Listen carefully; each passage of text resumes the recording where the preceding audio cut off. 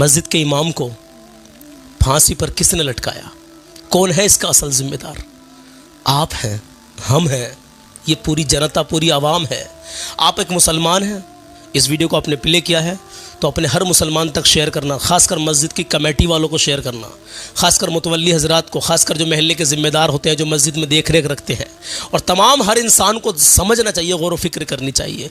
ये फांसी इमाम साहब ने खुद अपने गले में फंदा नहीं लटकाया है। ये जो इसके असल ज़िम्मेदार हैं वो हम और आप लोग हैं मेरे अजीज़। मैं आपको कुछ दिखाना चाहता हूँ।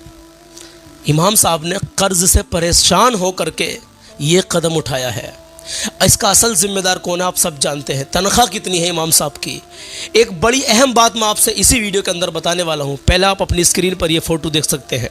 3 से 4 दिन हो गए मुझे मेरे नज़रों के सामने ये खबर आई थी मेरे अजीज़, लेकिन मैं मसरूफ़ था इसलिए बता ना सका आपको, लेकिन मैं अब बता रहा हूँ। हाँ, ये गाँव के लोग जो मस्जिदों के इमामों की तनख्वाह 5,000, 7,000, 8,000, 10,000, शहरों में फिर भी सुकून है, 15 से 20,000 रुपये मिल रहे हैं इमामों को, फिर भी कम है मेरे अजीज़। लेकिन गांव के हालात 10,000, ज़्यादा से ज़्यादा 12,000 एक इमाम के महीने का घर का खर्चा है मेरे अजीज़। उससे ज़्यादा बच्चों की पढ़ाई लिखाई भी है, बहुत सारे खर्चे होते हैं। 24 घंटे की ड्यूटी है मेरे भाई, सुन के जाना मुकम्मल बात को। आप अपनी स्क्रीन पर देखें, कर्ज से परेशान होकर इमाम ने मदीना मस्जिद में फांसी लगाई। वहाँ पर मस्जिद की 3री मंजिल के कमरे में शव बरामद हुआ। अच्छा सुनिए आगे इमाम साहब क्या लिखते हैं, जिन्होंने सुसाइड किया है। जिम्मेदार तो हम तुम ही हैं, मैं बताऊंगा मुकम्मल, क्योंकि तनख्वाहें इतनी नहीं है इमामों की। बात को पूरा सुन के जाना। पहले आप पढ़ लीजिए, स्क्रीन पर है आपकी, मैं पढ़ कर आपको बताता हूँ। सुसाइड नोट में लिखा, आत्महत्या हराम है, मैंने सोच समझकर कदम उठाया। घटना स्थल से बरामद सुसाइड नोट में लिखा है कि मैं अपनी मर्जी से आत्महत्या कर रहा हूँ, इसमें किसी का कोई दोष नहीं है। मैं कर्ज में डूबा हूँ, मेरा कर्ज पहाड़ बन गया, कर्ज नहीं चुका पाने के कारण यह कदम उठा रहा हूँ। मेरे तो छोटे छोटे बच्चे हैं और मेरी माँ के लिए दुआ ज़रूर करना। यह कदम हराम है लेकिन मैं सोच समझ कर यह कदम उठाया है मैंने। मेरा शव मस्जिद की 3री मंजिल के कमरे में है। मैं आपको क्या ही बताऊं, मैं स्क्रीन पर आपको तीनों फोटो दिखा रहा हूं, आप खुद पढ़ लेना, लेकिन समझदार के लिए इशारा काफ़ी है। आज हम अपनी मसाजिद के इमामों को क्या दे रहे हैं मेरे भाई, क्या दे रहे हैं?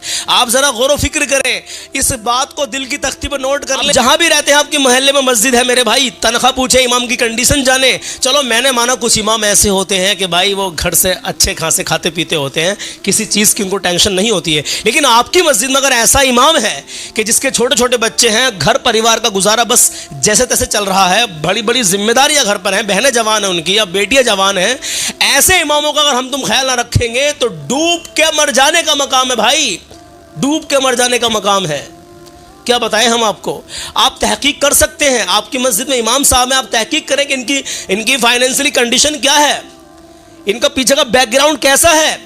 अगर वो सही है, अगरचे वो सही है तो एक बार को आप वो, अगर आपकी मर्जी है कि आप उनको तनख्वाह बढ़ा के दें, लेकिन अगर वाकई इमाम की हालत आपके ऐसी तो भाई कम से कम 30,000 रुपये आप दें। किसी एक के घर से थोड़ी चला जाएगा। कभी कमेटी में जिक्र होता है, मस्जिद के जो आप जिम्मेदारान होते हैं उनमें जिक्र होता है तो पता है वो क्या कहते हैं, अरे यार 12,000 रुपये बहुत है, अरे बड़ी बरकत होती है इनके पैसे में, अरे निकाह भी पढ़ाते हैं। मैंने पिछली बार भी कहा था, बात को मुकम्मल सुन के जाना भाई, स्किप मत कर देना। अभी अल्लाह के नबी सल्लल्लाहु अलैहि वसल्लम का फरमान भी आपको बताएंगे और कलाम भी सुनाएंगे, कलाम की 2 लाइनें सुनेंगे, इंशाल्लाह ईमान ताज़ा होगा आपका।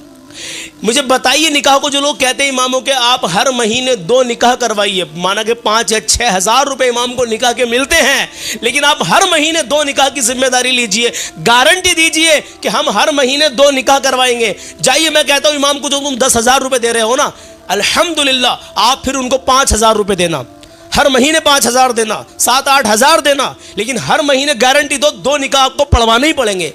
बताइए, गारंटी दीजिए इस बात की। भाई ऐसा नहीं होता है। जब कोई मजदूरी करने के लिए जाता है तो उसको कम से कम अब 600 रुपये की दहाड़ी मिल रही है। 10 बजे जाता है और शाम को 6 बजे अपने घर बच्चों में आ जाता है। 600 रुपये रोज से लगा लीजिए, 18,000 रुपये उसके महीने के हो रहे हैं। एक मजदूर के जो अपने घर भी रह रहा है, और वो इमाम जो तुम्हारे यहाँ फातिहा खानी में जाता है, तुम्हारी जनाजे की नमाज पढ़ाता है, तुम्हारे बच्चों को पढ़ाता है, 24 घंटे की ड्यूटी मस्जिद के अंदर निभा रहा है वो इमाम, और वो मदरसों को क्या दे रहे हैं आप? कहते हैं कि यार बड़ी बरकतें हैं इनकी कमाई में। और ये बताइए मुझे, जब तनख्वाह बढ़ाते हैं आप तो क्या आपके एक के घर से जाता है? अगर हम इमाम को 15,000 भी दे रहे हैं तो भाई क्या फ़र्क पड़ जाएगा आप पर? जहां आप महीने का चंदा 100 रुपये कर रहे थे, महीने में वहाँ 150 रुपये करने लगेंगे। इमाम की तनख्वाह 20,000 हो जाएगी, 25,000 हो जाएगी। महीने में अगर आपने 300 रुपये 10 रुपए रोज इमाम के लिए निकाले, 10 रुपए रोज। बहुत बड़ी बात बताने के लिए जा रहा हूं भाई। अगर 300 रुपए महीने में इमाम के लिए आपने निकाल दिए, इमाम की तनख्वाह कम से कम 30,000 से ऊपर पहुंचेगी भाई, 30 से 40,000 पहुंचेगी। और महीने में 300 रुपए, रोज के 10 रुपए एक मस्जिद के इमाम को आप दे नहीं सकते? दिल पर हाथ रखकर बताइए यार, दिल दुखता है। इस खबर ने दिल को झंझोड़ कर रख दिया। जो बातें मेरे जहन में आ रही मैं आपको बता रहा हूं, क्या पता आप में से कितनों के दिल में उतर जाए मेरी बात और आप अपनी मस्जिद के इमामों की कंडीशन जाने। उन पर कर्ज तो नहीं है, उनकी जवान बेटियां तो नहीं है, शादी के लिए वो परेशान तो नहीं है, उनके बच्चे बीमार तो नहीं है, इलाज तो नहीं, कहीं ऐसा तो नहीं कि वो इलाज ही नहीं करा पा रहे बच्चों का पैसों की वजह से। जो पैसा आप देते हो 10 से 12 हजार रुपए बच्चों की पढ़ाई लिखाई में चले जाते हैं, घर के इतने खर्चे होते हैं भाई। जरा गौर व फिक्र तो करो। अगर 15,000 भी इमाम ने महीने में कमा लिए, अब उन 15,000 में जरा आप दिल से फैसला करके बताओ, वो इमाम बाल बच्चोदार है तो वो कितना खर्चा करेगा, क्या बचाएगा, क्या जोड़ेगा? सोचो जरा। निकाह को कह देते हैं, ऊपर की आमदनी को कह देते हैं। थू है, धिक्कार है भाई। ऐसे ऐसे केस हमारे सामने आ रहे हैं। अल्लाह रहम फरमाए, अल्लाह हमें अपने मसाजिदों के इमामों से मोहब्बत करने की तौफीक अता फरमाए। यार दिल रोता है अंदर से यार, ऐसी खबरें सामने आती हैं। उनके बच्चों का क्या होगा, उनकी बीवी, उनके 2 छोटे छोटे बच्चे जो रोज़ाना अपने बाप की ज़ियारत करते थे चेहरे की, अब वो किसकी ज़ियारत करेंगे? एक मस्जिद का इमाम। दिल रोता है यार, अंदर से दिल रोता है।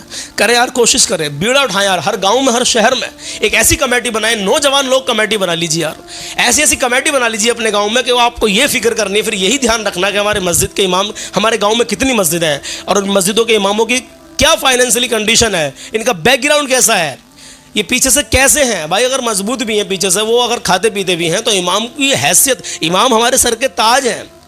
इमाम बादशाह होते हैं मेरे अजीज़, इमाम बादशाह है। और बादशाह को तुम क्या दे रहे हो? कुछ नहीं दे रहे भाई। जिसकी घर नहीं चलती वो जाकर मस्जिद के इमाम पर चलाता है। मेरी बातों से आप मुत्तफिक हो तो मुझे कमेंट बॉक्स में ज़रूर अपनी राय पेश कर देना। दिल दुखता है भाई, ऐसी खबरें सामने आती है, दिल दुखता है। अल्लाह हम तुम सबको अपने इमामों की कदर करने की तौफीक अता फरमाए, आमीन अल्लाहुम्मा आमीन। मैं आपको बता रहा हूँ हज़रत मौला अली का फरमान, प्यारे आका सल्लल्लाहु तआला अलैहि वसल्लम के दामाद मुस्तफ़ा मौला अली रज़ियल्लाहु तआला अन्हु की। सुनिए उनका फरमान क्या है। मौला अली फरमाते हैं, गुनाहों की नहूसत से इबादत में सुस्ती और रिस्क में तंगी आती है। गुनाहगार हैं, सियाकार हैं, बदकार हैं मौला, लेकिन तेरी रहमत के तलबगार हैं, तेरे प्यारे महबूब के उम्मती हैं। या मेरे अल्लाह अज़्ज़ा वजल तमाम मोमिनीन के गुनाहों को माफ़ कर दे मौला, नेक जायज़ तमन्नाओं को पूरा कर दे और हमें नेक अमाल करने की तौफीक अता कर दे मौला। जो गुनाहों में मुलव्विस है मौला, उनको हिदायत नसीब कर दे मौला, हिदायत नसीब फरमा मौला। मौला अली फरमाते हैं कि गुनाहों की नहूसत से इबादत में सुस्ती आती है और रिस्क में तंगी आती है। जहन नशीन कर लेना मेरी इस बात को, दिल की तख्ती पर नोट कर लेना, 1-2 जगह शेयर भी कर देना। आइए मैं आपको कलाम सुनाता हूँ। जब ना कोई सहारा मिले मुस्तफ़ा की तरफ देखिए। हाय हाय हाय। माँ बाप की इज़्ज़त कर लें, कभी किसी का दिल मत दुखाना, अपना हुस्न व अखलाक हमेशा अच्छा बना के रखना। ये हमारा प्रोडक्ट है तलबीना, ज़ियावी तलबीना। इंशाअल्लाह ताला बहुत जल्दी इससे रिलेटेड एक वीडियो आने वाली है। उस वीडियो में हम आपको मुकम्मल बताएंगे कितने ऑर्डर हो चुके हैं, कितने ऑर्डर बाकी रह गए। हमने एक ऑफ़र निकाला है जिसमें हम 2 लोगों को फ्री उम्रा कराएंगे। जो 4 पैकेट तलबीना के ख़रीदेगा उसके नाम की हम पर्ची बना रहे हैं। ऐसे ही धीरे धीरे हमने तकरीबन 1400 पर्ची बना ली है। अभी हमें 600 पर्ची और बनानी है लगभग। जब वो पर्चियाँ 2000 हो जाएंगी तो उन 2000 पर्चियों में से 2 पर्ची हम उठाएंगे, बच्चों से उठवाएंगे, लाइव दिखाएंगे आपको प्रोग्राम चला के। जिसका उस पर्ची पर नाम आएगा उनको कंपनी, ज़ियावी कंपनी की तरफ से फ्री उम्रे का मौका मिलेगा, बिल्कुल फ्री टिकट 2 लोगों को 2000 में से। लेकिन आपको 4 पैकेट ख़रीदने हैं। अब इसको ख़रीदने के लिए आपको करना क्या है, तलबीना है क्या। खैर यहाँ तक तो वही लोग रुकते हैं इतनी लंबी वीडियो में जो मुझे रोज़ाना अल्हम्दुलिल्लाह मोहब्बत से देखते हैं। कुछ लोग बीच में चले भी जाते हैं। तो तलबीना के बारे में तो आपको पता है, सेहत है, सुन्नत है, शिफा है, ग़िज़ा है और ये अपना खुद का प्रोडक्ट है। ये ज़ियावी कंपनी हमारी खुद की है अल्हम्दुलिल्लाह। तो दुआ करें इसके लिए। तो बहुत जल्दी 1-2 दिन में वीडियो आने वाला है। उस वीडियो में हम बताएंगे कैसा ऑर्डर लगाना है और अभी कितने ऑर्डर बाकी रह गए हैं और भी बहुत कुछ बताएंगे इंशाअल्लाह। आप हज़रात दुआ फरमाए, अल्लाह हम तुम सब के नेक जायज़ कारोबार में खूब खूब बरकत अता फरमाए। और मैं आखिर में इतना कहना चाहता हूँ भाई, नमाज मेरे आका करीम सल्लल्लाहु तआला अलैहि वसल्लम की आंखों की ठंडक है।